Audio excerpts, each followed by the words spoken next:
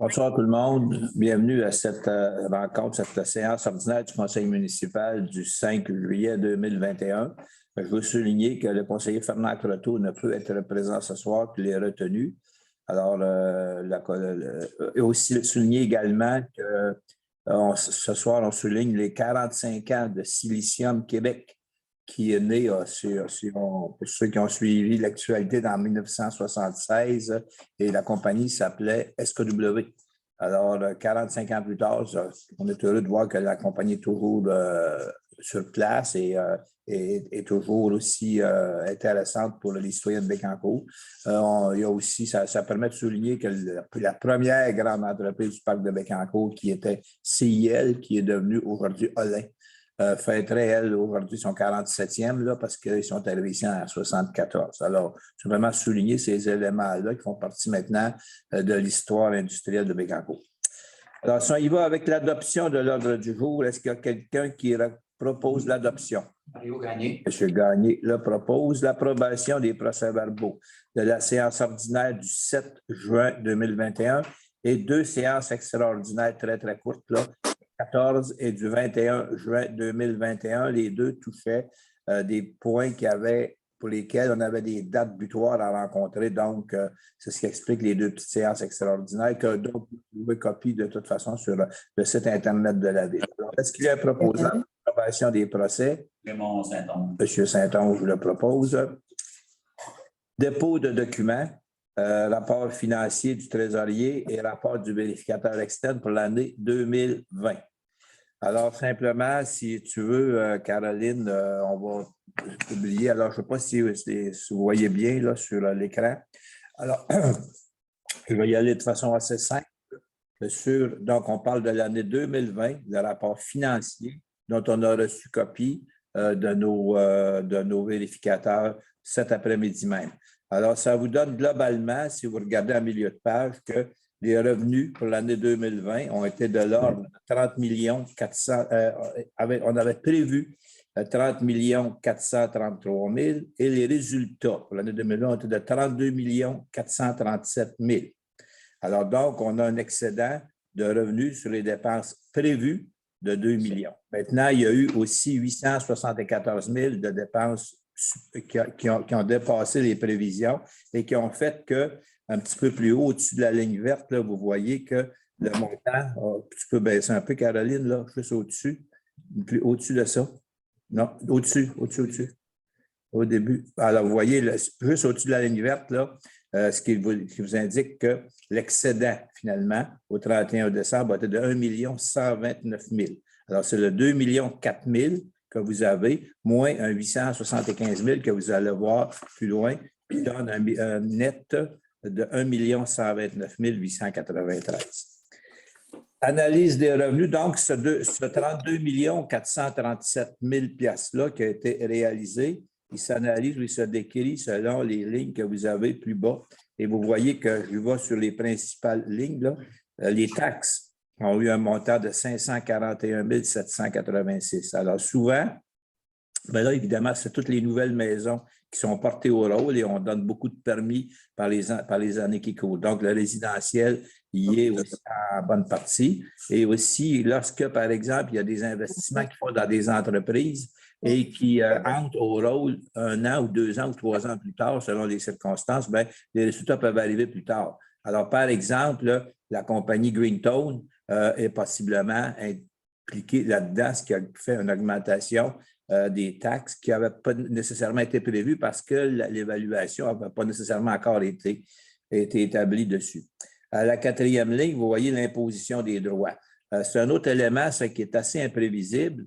Lorsqu'il y a une transaction importante dans une entreprise, ça donne des droits de mutation. Et les droits de mutation, bien, on en a eu des importants cette année. Prenons l'exemple, vous savez, de l'entreprise NEAS qui fait le transport de toutes les denrées qui vont dans les 40 villages du Grand Nord, qui vont le Nord, le Yukon, toutes ces places-là. Je ne sais pas si c'est le Yukon, je me trompe peut-être, là.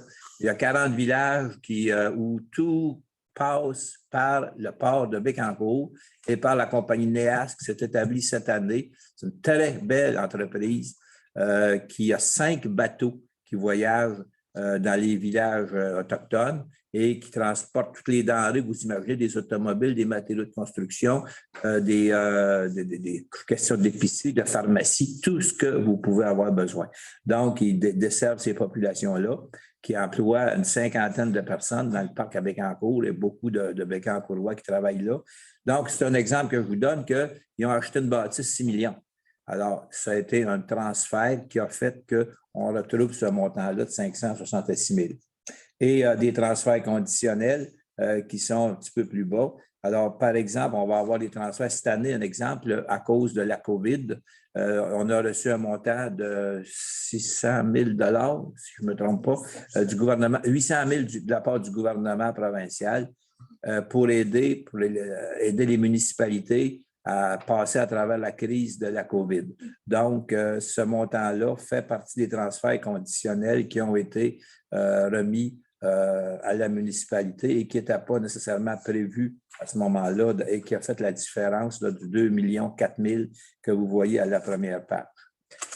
Maintenant, si vous allez à la page suivante, on résume beaucoup là, parce que le rapport est beaucoup plus pesant. Vous pouvez l'avoir, le rapport, de toute façon. C'est public, puis toutes les données sont facilement accessibles, disponibles pour ceux qui voudraient fouiller davantage le rapport.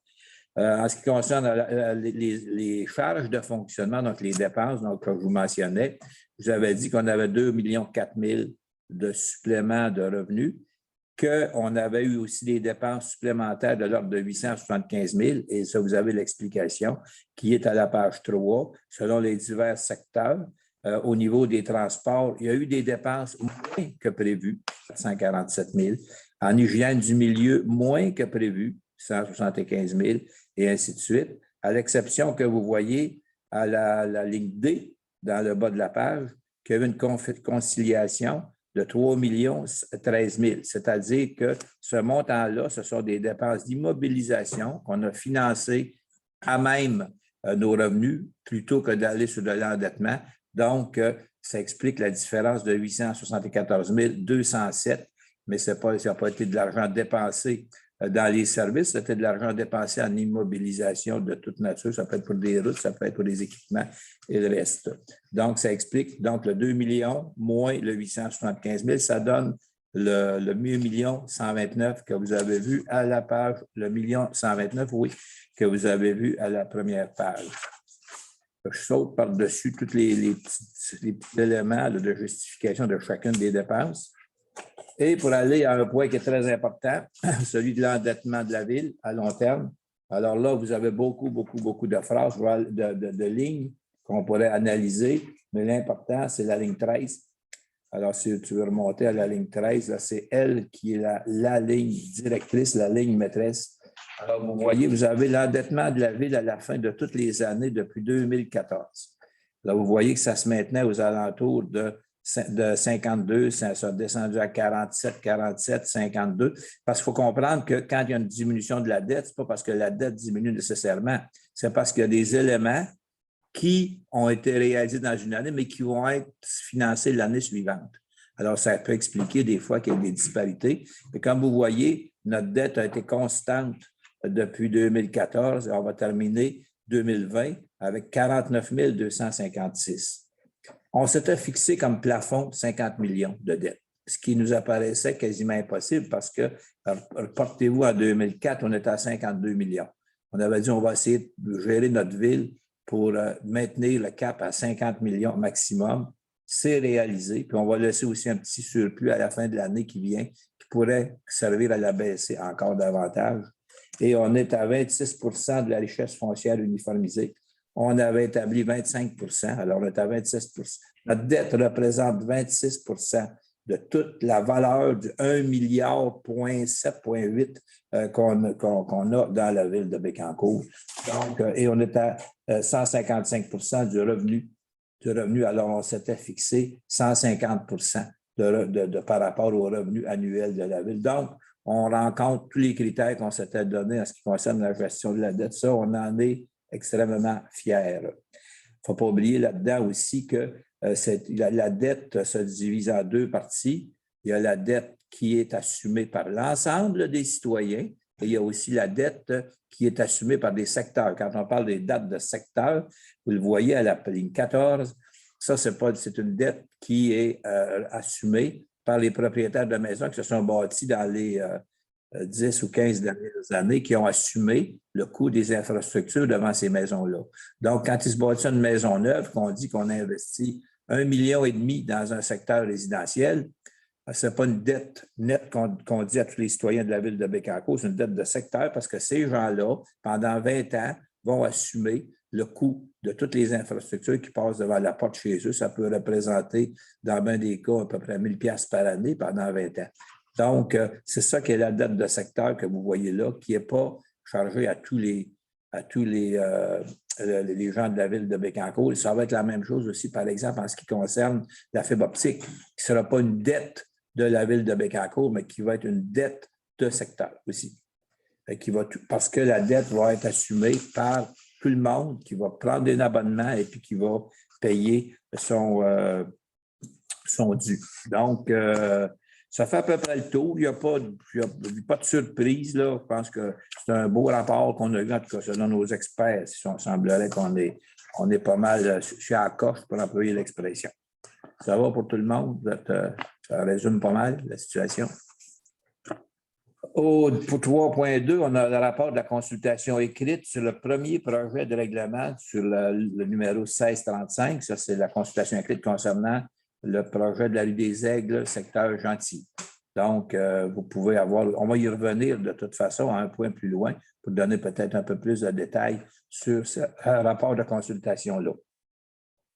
Soumission et octroi de contrat au numéro 4.1. Alors, simplement, c'est service de téléphonie PBX-IP, incluant les options pour le service de support, de garantie, d'entretien de 3 ans supplémentaires, une banque d'heures de 40 heures pour les ajustements hors contrat après l'implantation. Donc, il y a eu une soumission qui a été offerte et le soumissionnaire à qui on accorde le contrat, c'est les consultants Android pour le prix de 93 995 $. Donc, ça inclut les 3 prochaines années, si j'ai bien compris. C'est ça. Est-ce qu'il y a un proposeur pour la résolution? Denis Bouligny. Bouligny le propose, un expert pour ça, M. Bouligny. M. Bouligny le propose, il connaît ça. Au numéro 5, entente relative à la protection contre l'incendie et les interventions lors de situations d'urgence entre Ville de Bécancour et Hydro-Québec. Bien là, ça concerne les installations restantes de la centrale nucléaire. Alors, c'est une entente en ce qui concerne le service d'incendie entre les deux, un échange de services qu'il y a entre leurs compétences et nos compétences. Donc, simplement, si on signe une entente il n'y a pas de clause particulière là-dessus. Il y a des échanges d'heures avec des coûts, mais ça n'a pas d'impact majeur. C'est simplement une entente formelle qu'on veut signer. Est-ce qu'il y a quelqu'un qui propose la signature de cette entente-là? Pierre Moras. M. Moras, un autre ici connaît ça, il sait de quoi il parle. Soumission à octroi de contrat pour l'inspection de la chaussée, pour la réalisation d'un plan d'intervention. Alors, simplement, l'inspection de nos chaussées, là, et le contrat est accordé il y a une demande de soumission à la firme SNC Lavalin pour le prix de 29 310 $ et 76. Est-ce qu'il y a un proposeur pour cet octroi de contrat? Pierre Moras. M. Moras le propose. Et la réfection des rues en 2021. Donc, je vais vous faire grâce de toute la liste des rues. Là. Il y en a pour 1 782 000 $ et le plus bas soumissionnaire a été construction et pavage Boisvert. Donc, comme je vous dis, il y a beaucoup de travaux qui se font là-dedans, là, au moins une dizaine de tronçons de rue qui sont réparés là, cette année, en 2021, ou refaites aussi. Là. Alors, est-ce qu'il y a un proposeur pour ce contrat-là? Denis Gagné. M. Gagné le propose. Demande à portée collective de la MRC Bécancour. Alors, on a travaillé pendant, je dirais, 3-4 ans en ce qui concerne les îlots déstructurés. Les îlots déstructurés, ce sont des zones situées en zonage agricole qui pourraient faire l'objet de construction selon certaines conditions. Soit que le terrain est assez grand, soit qu'il se situe les zones agricoles, mais se situe dans une zone où les usages sont différents et ne dérangent absolument rien de l'agriculture. Alors, on en avait quelques-uns dans la ville. Il y a eu toute une démarche qui a été faite avec la CPTAQ et avec la MRC Bécancour. Donc, ça a été très long. Là, finalement, on s'est entendu sur les îlots qui vont être reconnus, où les gens pourront construire en zone verte, si vous voulez, et simplement pour accepter de donner l'appui préliminaire là, pour finaliser le dossier et qui fait qu'il y a des gens qui on pourra bâtir à certains endroits dans la ville de Bécancour des endroits non dommageables pour l'agriculture en zone verte. Alors, est-ce qu'il y a un proposeur pour M. Saint-Onge? Lui, ci il connaît ça. Le mot, c'est son domaine, ça. 8 demandes de dérogation mineure. M. Jocelyn Larivière, qui, lui, veut l'agrandissement d'un garage privé de 235 mètres plutôt que 211, conditionnellement à ce qu'il retire les bâtiments accessoires non conformes tels conteneurs ou boîtes de camions utilisés comme remise ou garage. Donc, d'une part, il agrandit le garage existant, mais d'autre part, il élimine des éléments qui sont non conformes à nos réglementations. Alors, est-ce qu'il y a un proposeur pour cette dérogation? Le Saint-Onge le propose.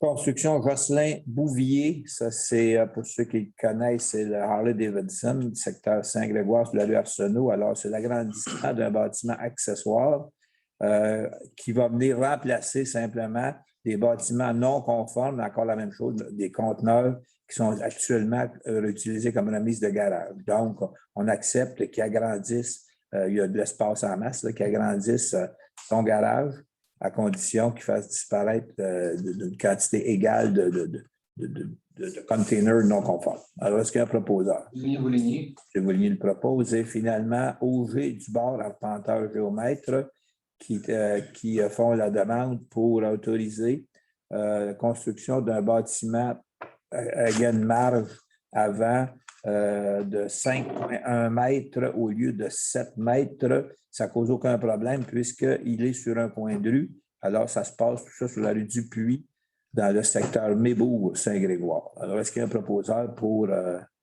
la dérogation au G du bord? Denis Boulinier. M. Boulinier le propose. Donc, tous ces éléments-là ont fait l'objet de discussion et d'acceptation de la commission consultative en urbanisme. Au 9e, adoption de second projet de règlement, ce qui concerne dans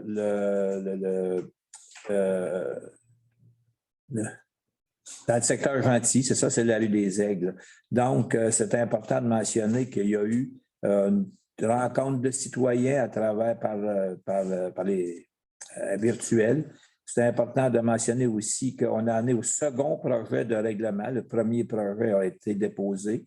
On est au second projet qui comporte une modification. C'est l'obligation de maintenir, dans le projet de règlement, de maintenir 40 de boisé en marge avant. 40 de boisé doit être conservé parce que c'est une zone qui est très, qui a beaucoup d'arbres, si vous voulez. Là. Donc, s'il est question de construction de 8 résidences en bordure de la rue des Aigles. Donc, ils sont obligés, à ce moment-là, les gens, c'est lié par le règlement, de garder en zone avant. Pour mentionner également qu'il y aura un avis public qui va être déposé cette semaine par le service cette semaine prochaine par le service du greffe, et les gens auront jusqu'au 22 juillet là, pour faire une demande de tenue de référendum s'ils le jugent à propos, selon les normes habituelles pour les tenues de référendum. Donc, tout fonctionne normalement et à ce moment-ci, ben là, les citoyens ont été consultés, ils vont l'être encore et on donnera suite après tout ça, après toutes ces démarches-là. Alors, est-ce qu'il y a un proposeur pour le second projet de règlement? Pierre Moras. M. Moras le propose. Adoption de règlement. Alors là, on est rendu à l'adoption qui a suivi toutes les phases, première, deuxième lecture. Bon, tout a été fait là. Alors, celui-là concerne le secteur Saint-Angèle, Maison des jeunes de la Forteresse, qui se porte acquéreur d'un lot d'à peu près 7-8 000 pieds carrés qui est annexé à leur bâtiment existant déjà, qui n'avait plus d'aucune utilité. Donc, on accepte qu'il soit à relier et qui deviennent propriétaires et qui soient utilisés pour la maison des jeunes de la forteresse du secteur Saint-Angèle. Est-ce qu'il y a un proposeur? Carmen. Mme Pratt le propose. Le règlement 1648, programme de rénovation Québec 21-22. Alors, c'est un montant de 86 000 payable moitié-moitié par la Ville et par la Société d'habitation du Québec, qui permet à des gens de réaliser des rénovations, des réparations à leur propriété et dont le coût va être assumé à un certain pourcentage, autour de 50 par ce fonds-là. Alors, c'est un montant de 86 000 qui prévoit payer tout ça dans le cadre du règlement 1648. Est-ce qu'il y a un proposeur pour l'adoption du règlement? Gagnon Gagné. M. Gagné le propose. Service du greffe, avis de motion. Alors, on est dans la première phase. Ce n'est pas un règlement, c'est un dépôt de règlement, c'est un avis de motion qui modifie le règlement numéro RM 29. Bon, ça, c'est un règlement d'MRC, là, et qui introduit le colportage dans le but d'offrir des services ou objets ou équipements reliés à la protection incendie et corriger certaines coquilles sur l'approbation du chapitre sur les animaux. Bon, donc, on corrige, on interdit le colportage des équipements relatifs au service d'incendie. C'est sûrement qu'il y a eu des abus là-dedans ou des faussaires là, qui ont passé à travers les maisons. On retire, on enlève le droit de faire du colportage. Alors, si vous avez des colporteurs qui vont vous voir pour des équipements d'incendie, bien là, ce n'est pas encore fait parce que le règlement va être adopté là, suite à toute la démarche. Alors, est-ce qu'il y a quelqu'un qui donne avis de motion? Denis Vouligny. Donne avis de motion. Reconduction de contrat pour les assurances. Ça, les assurances, là, je ne sais pas si vous êtes assuré, tout le monde, mais regardez vos contrats comme il faut parce que le verbe jumper là, a tout son sens ici. Là. Alors, dans ce qui nous concerne, pour assurer les parcs de roulis-roulants, il y en a 4 dans la ville de Bécancour, pistes de BMX et aménagements semblables là, qu'il y a dans les secteurs de la ville. Donc, c'est un montant de 9 601 $. Augmentation extrêmement importante de 171 %. Donc, 9 601 $ pour l'ensemble des parcs de roulis-roulants de la ville. Alors, est-ce qu'il y a un proposeur pour reconduire le contrat? M. Saint-Onge l'a proposé. Assurance contre les cyber-risques. Bien là, on sait ce que c'est maintenant. Là. On a, avec l'UMQ, on a entrepris un programme pour assurer les municipalités en cas de problème, de hacking, de toutes ces choses-là. Alors, c'est un montant de 9 400 $ qui va être dépensé pour, ce n'est pas la première année, là, pour assurer les cyber-risques, une augmentation de 2 000 $ par rapport à l'an passé. Mais ça en vaut le coup, ça c'est sûr. Est-ce qu'il y a un proposeur pour l'assurance sur les cyber-risques? Pierre Moras. M. Moras le propose. Élection numéro 13, élection générale du... Ah oui, des élections le 7 novembre. Rémunération du personnel électoral. Donc, c'est simplement, je ne sais pas si on va la nomenclature de tout ça, là, parce qu'évidemment, ça prend du personnel électoral. À ce chapitre-là, ben, il y a bon, je les ai ici, des tarifications qui sont établies pour ce personnel-là. Je vais vous résumer en disant que c'est autour de 19 $ de l'heure. Et on craint de ne pas avoir suffisamment de monde pour faire la job, ou en tout cas de manquer de main-d'œuvre. Si ceux qui nous écoutent connaissaient du monde qui pourrait être intéressé à venir passer 3 jours à la raison de 19 $ de l'heure, ça donne peut-être un 270 $ là, par jour pour faire ce travail-là. Je pense que ça vaut la peine de leur dire. Alors, ils sont simplement à faire signe au service du greffe ici, à Mme Isabelle, qui est à côté ici, qui va se faire un devoir de les renseigner, ces gens-là, sur les divers postes qu'il y a à établir, et à moins qu'il n'y ait pas d'élection. Ça ne coûte pas cher s'il n'y a pas d'élection, mais il est possible qu'il y en ait aussi, ça, on ne le sait pas. Donc, est-ce que vous êtes d'accord? Vous avez tous vu là, le plan qui a été élaboré. Alors, est-ce qu'il y a quelqu'un qui propose la tarification de rémunération du personnel électoral? Bon. Mme Pratt, vous, est-ce que vous... Oui, Mme Pratt? En principe, je suis là. OK, c'est bon. Développement économique, politique relative au fonds de développement de la ville de Bécancour, simplement, c'est que pour la politique, il y a un montant de 150 000 qui avait été prévu pour le développement économique secteur Sainte-Gertrude. On a simplement ajouté un élément suite à une analyse qui a été faite pour inclure le commerce dans le domaine récréo-touristique pour ce secteur-là particulièrement. Donc, c'est simplement pour aménager la politique. Essentiellement, ça va permettre de pouvoir aider à l'établissement d'une entreprise qui va s'appeler la Chevauchée, secteur Sainte-Gertrude. Alors, est-ce qu'il y a un proposeur pour établir la politique de sorte qu'on va pouvoir ajouter 20 000 sur le 150 000 déjà existant? Mario Gagné. Gagné le propose. Direction générale, remerciements et bonne retraite. Dans le cas de M. Daniel Brunel, trésorier directeur du service des finances. Alors, M. Brunel, après 42 ans, a tiré sa révérence le 30 juin dernier, mais il ne l'a pas tiré tant que ça parce qu'il est encore ici aujourd'hui. Puis dans le point suivant, on va le réembaucher là, pour tenir le fort tant et aussi longtemps que son remplaçant n'aura pas été en poste puis bien installé, ce qui est loin d'être facile de trouver quelqu'un. Ça fait plusieurs mois que le service du personnel travaille et on n'a pas encore trouvé définitivement. On a trouvé un adjoint, oui, mais le poste de M. Brunel, pour le moment, M. Brunel va continuer, mais on veut quand même le remercier parce qu'il a été un personnage majeur, un employé majeur très important de la ville de Bécancour. On tient à le souligner, puis je pense que on veut tous ensemble, là, de façon unanime, souligner l'appréciation qu'on a eue envers cet homme-là, un gars extrêmement vaillant, extrêmement compétent, extrêmement dédié à son travail. Il en va de même pour M. Daniel Desilets, celui-là qui était surintendant aux opérations, un autre poste assez important aussi, qui faisait la gestion de toute les placer tout son monde à chaque jour, j'essaie de trouver le mot, là, pour faire toute la gestion des... Pardon? Travaux publics. Aux travaux publics, mais la logistique, la répartition des jobs à chaque jour. M. Brunel est allé à la retraite de bonne heure le matin, puis il était là. Alors, je pense qu'il avait hâte de pouvoir se reposer un petit peu. Donc, lui il a pris sa retraite le 1er juillet. Alors, pour M. Daniel, des remerciements.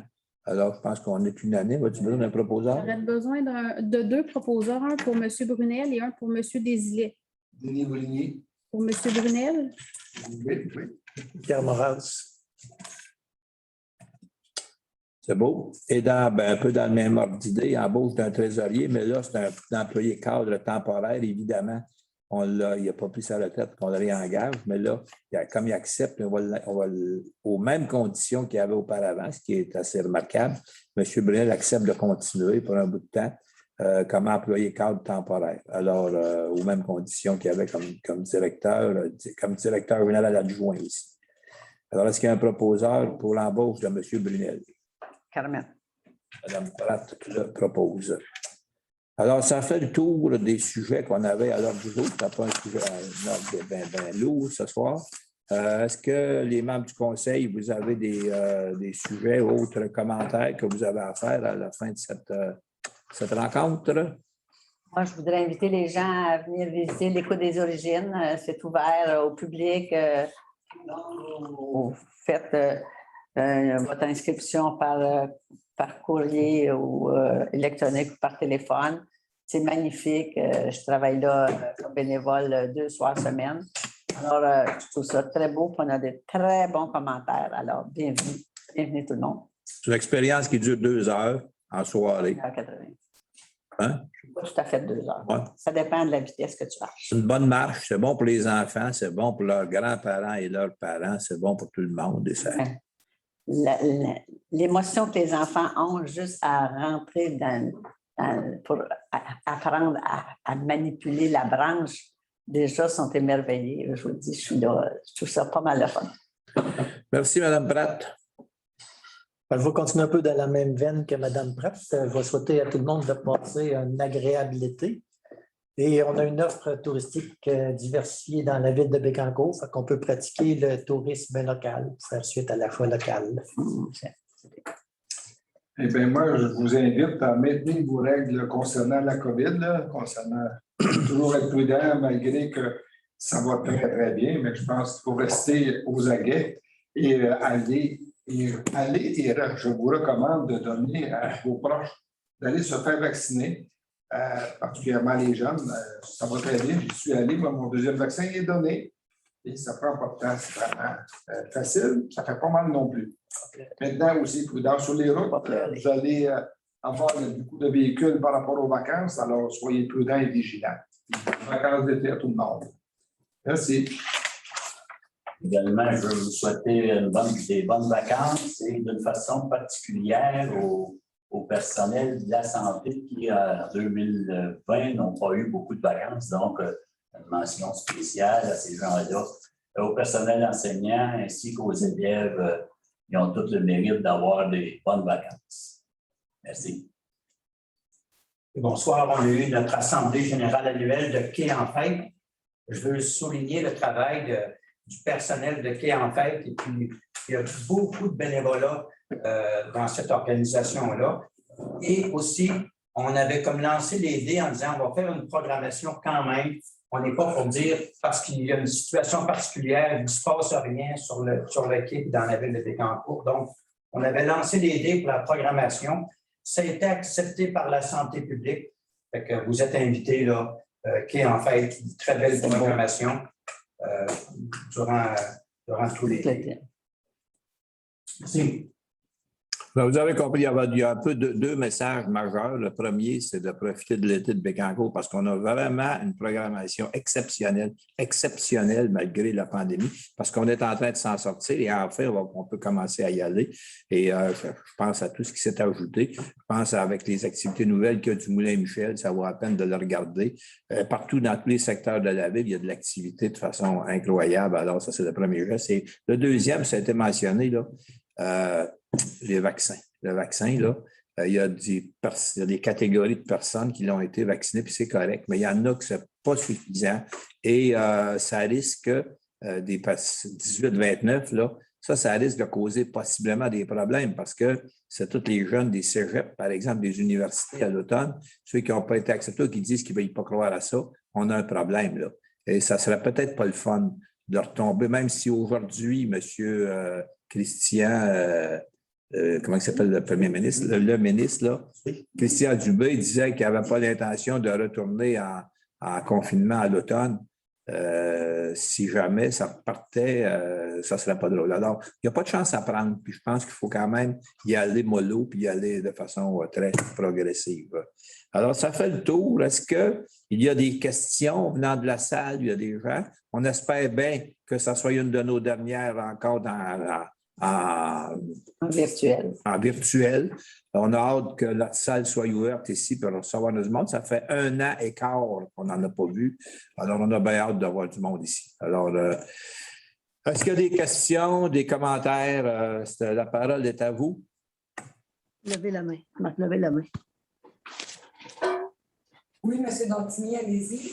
Oui, j'aimerais savoir, M. Gagné et Raymond, qu'est-ce qui arrive dans le Parc des Chantonniers présentement? Est-ce qu'il y a du mouvement? Est-ce qu'il y a quelque chose de nouveau qui arrive dedans?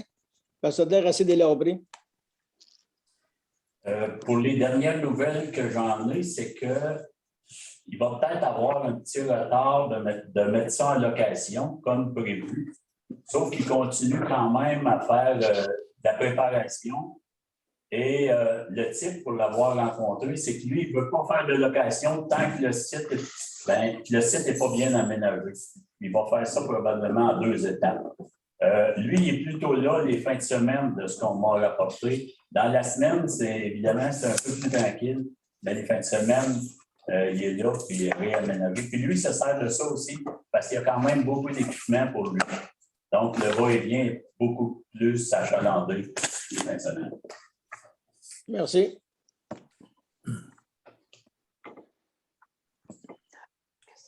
Oui, Nicole. Oui, bonsoir tout le monde. Nicole Racine, secteur Bécancour. J'avais posé une question par chat, puis vous avez pas mal répondu en souhaitant qu'il y aura bientôt des séances en personne. Les séances du conseil vont-elles revenir en personne?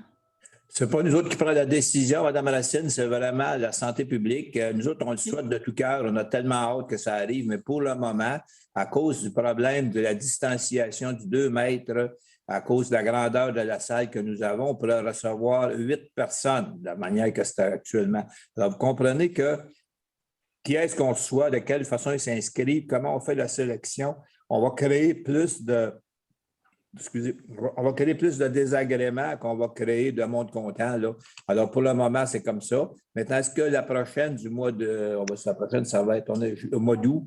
On pourrait peut-être la tenir. Je ne suis pas capable de vous répondre. Inquiétez-vous pas. Si jamais on peut avoir la possibilité de recevoir au moins 20-25 personnes, la salle sera ouverte ici, puis on sera heureux de vous accueillir. D'accord, merci. Est-ce que je peux me permettre une deuxième question? Bien sûr. Madame Julie Boulay est bien votre commissaire industriel? Oui, madame, oui. Oui, OK. Elle a quand même été, me semble-t-il, efficace dans le dossier de Nemaska Lithium pour éclaircir les questions que se posaient certains journalistes. Oui, c'est-à-dire qu'elle s'est occupée, elle, d'organiser la rencontre avec Nemaska pour être certain que ce qui avait été produit comme information était la bonne information. Oui, c'est madame, effectivement, c'est elle qui a organisé la rencontre, oui.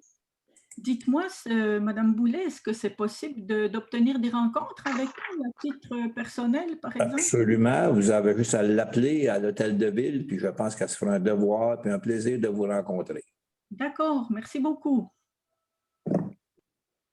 Pour moi, c'est fini. Je n'ai pas de questions. Je n'ai pas d'autres questions. Merci. Merci, Mme Racine. Bonne soirée, tout le monde. Bon été. Merci. Merci. Oui. Monsieur Duchesneau, allez-y. Bonsoir tout le monde. On nous souhaite de bel été à tout le monde en passant. Deux petites questions sur le même sujet et une précision à la fin de ces questions-là. Naturellement, question du boisier, le règlement 1635. Donc, étant donné que vous suivez les étapes normales pour l'adoption de ce règlement-là qui va permettre la construction sur cette zone blanche-là, normalement, je crois que vous devriez avoir une date du moment que la propriétaire du dit terrain prévoit de débuter son projet de vente pour de la construction. Alors, on est dans le règlement d'urbanisme, là. Le jour où toutes les étapes auront été traversées, là, mettons que, je ne sais pas, septembre ou octobre, ça lui donne la possibilité de commencer à faire les constructions, mais c'est elle qui va décider à quel moment avance ses terrains, puis c'est la personne qui va acheter à quel moment décide de bâtir. Moi, je bien l'impression que ça ne sera pas cette année, là, mais... OK. Ma surprise là-dessus, M. Dubois, puis peut-être que le DG de la Ville... vu que c'est plus dans sa tasse de café, pourrait répondre. Normalement, pour que vous autres, vous décidiez à quel moment vous apportez une modification à un règlement, pour ne pas dire l'avancer ou le pousser dans ces étapes pour qu'il arrive à une finalité, je ne pense pas que vous allez modifier un règlement en sachant ou en imaginant que la dame pourrait construire ou vendre ses terrains juste dans 6 mois ou dans 1 an. Vous auriez du temps en masse pour adopter un règlement, si ce serait le cas. C'est pour ça que je reste surpris qu'elle ne vous ait pas fait état, surtout que vous y avez eu la chance d'y parler, qu'elle vous a dit une période donnée pour qu'elle débute ça. Il faut qu'elle soit au courant que le règlement a été adopté. Est tenue au courant là, du développement du dossier. Là, je ne suis pas certaine de saisir la question, M. Duchesneau, mais okay. En fait... Je vais essayer d'être simple dans mes mots. Là. C'est que moi, ma compréhension, pour qu'un conseil de ville décide d'apporter une modification à un règlement existant pour en adopter un, avec les phases que ça comprend, comme là, vous êtes au dépôt du 2e projet. Après ça, il peut y avoir référendum et après ça, la finalité. J'imagine quand vous prenez la décision d'aller de l'avant avec ces étapes-là, vous ne faites pas ça en imaginant que, OK, dans 1 an ou dans 2 ans, le propriétaire terrien va décider de vendre ou de construire. Vous autres, vous adoptez ça justement pour faciliter ou dire au propriétaire en question, OK, maintenant c'est adopté, vous pouvez y aller. Donc, cette personne-là, pour solliciter, comment je pourrais dire, vos conseils ou la modification du règlement, elle doit quand même vous laisser savoir une date potentielle. J'ai de la misère à croire que ce n'est pas le cas.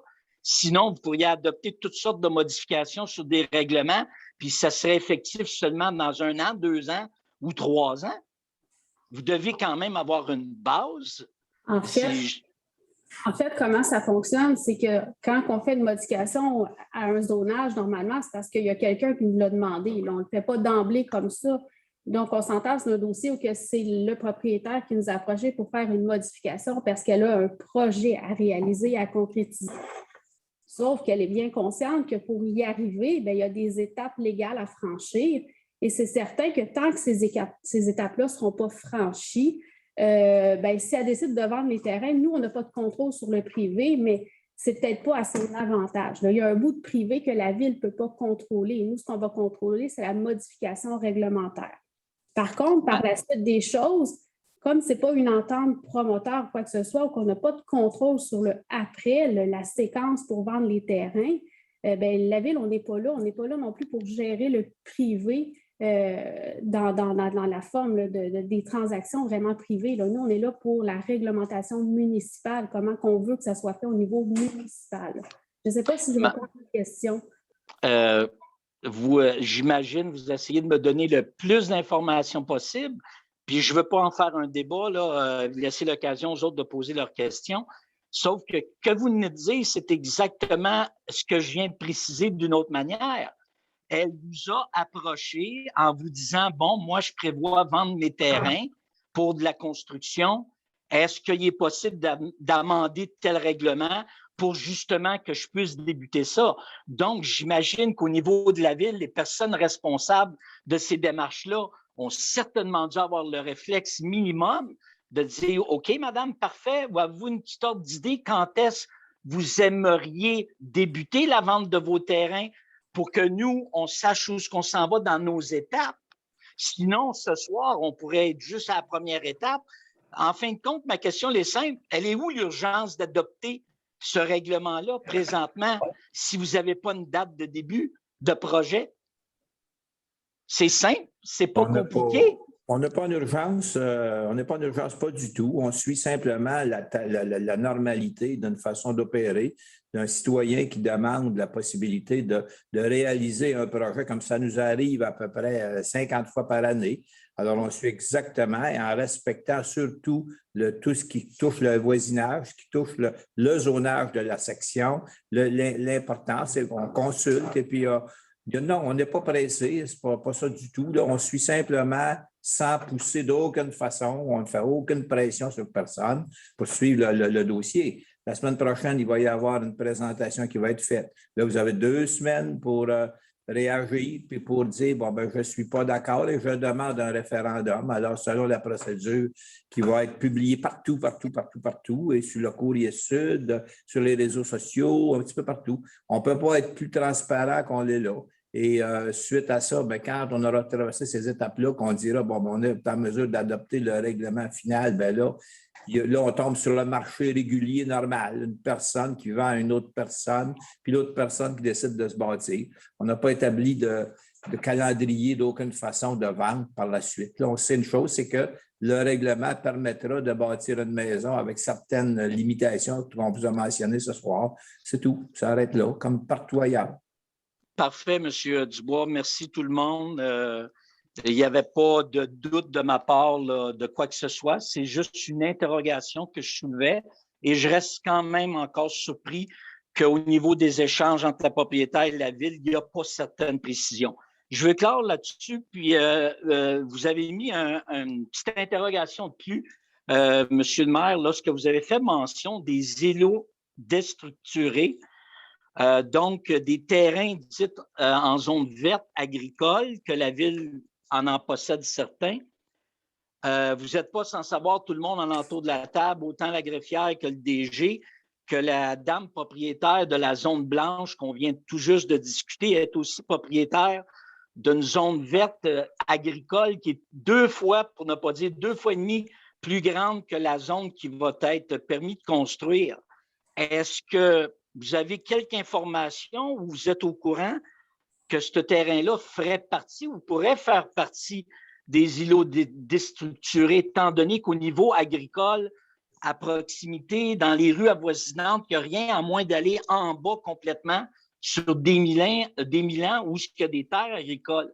Mais autant le terrain de M. Fournier que de la dame en question, il n'y a rien d'agricole dans ces deux terrains-là. Donc, est-ce qu'il y a une possibilité? Est-ce que c'est dans des cartons futurs, des projets futurs, ou est-ce qu'il y a une possibilité que ça pourrait justement tomber dans des îlots déstructurés? Excusez-moi.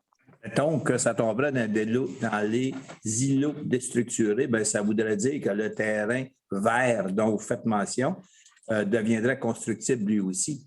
Je ne pense pas que ça soit tout à fait votre souhait. Parce qu'on vous a offert de dire, ben, vous pouvez l'utiliser, ce terrain-là, puis il va y avoir une tolérance qui va être acceptée, puis tout ça. Donc, je ne pense pas que vous atteindriez votre but. Maintenant, non, pas du tout. Les terrains dont vous faites mention ne sont pas du tout touchés par ça. Les terrains qui font partie de zones déstructurées, c'est des terrains qui sont dans le milieu des zones agricoles, qui ne sont pas contigus à des zones déjà blanches, là, qui sont en plein milieu d'une zone verte, et qui ont des caractéristiques géographiques ou des caractéristiques de voisinage qui font que ça n'a aucun impact agricole d'aucune façon parce qu'ils ne sont pas cultivables de toute façon, parce qu'ils ne sont pas assez grands, parce qu'ils sont bordés par une rivière, parce qu'ils sont bordés par des bâtisses, parce que par une route qui traverse en plein milieu. Pour toutes sortes de raisons, il y en a peut-être 7 ou 8 au total dans la ville qui ont été acceptés. Ça a pris, je vous dirais, 4-5 ans là, de négociation pour les rendre utilisables. Et ça prend aussi des endroits.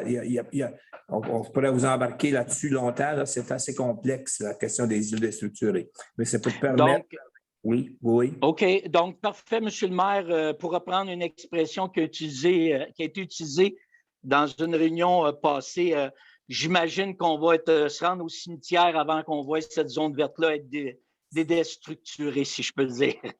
Il y a des bonnes chances que vous ayez raison. Parfait. Je veux juste terminer une petite précision en vous remerciant de nous écouter tout de même. Tantôt, vous faisiez mention qu'il y avait eu une rencontre citoyenne auquel les citoyens ont été consultés. Je ne veux pas vous reprendre sur la définition du mot « consulter ». Pour ma part, ça a été plus qu'on a été avisé de la décision qui est prise suite à votre rencontre avec la propriétaire. Parce que même si avant, dans une réunion précédente, on vous avait fait mention qu'on avait été en contact avec différentes instances et qu'il y avait des possibilités de financement ailleurs et tout ça, bien, lorsqu'on a eu la rencontre citoyenne, on nous a seulement avisé des discussions qui avaient eu lieu avec la propriétaire et du fait que le compte de taxes, ça serait trop imposé aux citoyens du secteur. Donc, c'était la petite précision que je voulais apporter. Je vous le fais en toute simplicité. Puis encore une fois, merci et bon été à tout le monde. Merci. Merci beaucoup. Monsieur Oui. Montigny, oui. Dontigny. Ah oui, Dontigny, oui, correct, excusez. Oui. Oui. J'aimerais savoir les terrains que vous avez achetés à Sainte-Gertrude. J'aimerais savoir à quel prix ils sont, quelle grandeur ils sont et quand les infrastructures vont être faites dedans. Le terrain a été acheté au coût de... Le prix de base était de 120 000 $. Il y a eu des ajustements qui ont été faits, là, mais le coût avait été négocié de façon de bonne foi. La grandeur du terrain, par cœur, je ne le sais pas. Okay. Ça devrait être capable de contenir une vingtaine de terrains, Raymond? Oui, 22 terrains résidentiels. De grandeur, précisément, je ne sais pas. Ça a été analysé par le service d'urbanisme. Okay. Et qu'au moment où on se parle, actuellement, les travaux sont en train de se faire pour la première partie qui est la question d'acceptation environnementale. Le ministère de l'Environnement qui doit émettre son avis là-dessus. Puis après ça, mais ça suit son cours. Il va y avoir possiblement des acheteurs. Il va probablement avoir des intérêts. À ce moment-là, il faut faire des analyses pour installer des services, etc. Alors là, ça, c'est une autre étape qui viendra possiblement en 2022. Merci beaucoup.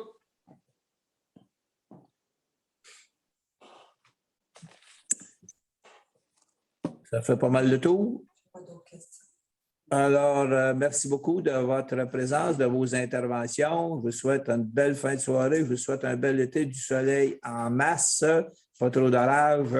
Et puis, n'oubliez pas de vous faire vacciner. Puis, on se retrouve potentiellement au début du mois de mars, si possible, en présence. Sinon, au moins. Mois d'août, monsieur le maire. Mois d'août, qu'est-ce que je dis? Mois de mars. Mois de mars? Ouais, Ben là, je vais étirer mon mandat. Est-ce qu'il y a un proposeur pour la levée de l'Assemblée? Madame Pratt le propose. Merci beaucoup tout le monde. Bonne fin de soirée. merci tout le monde.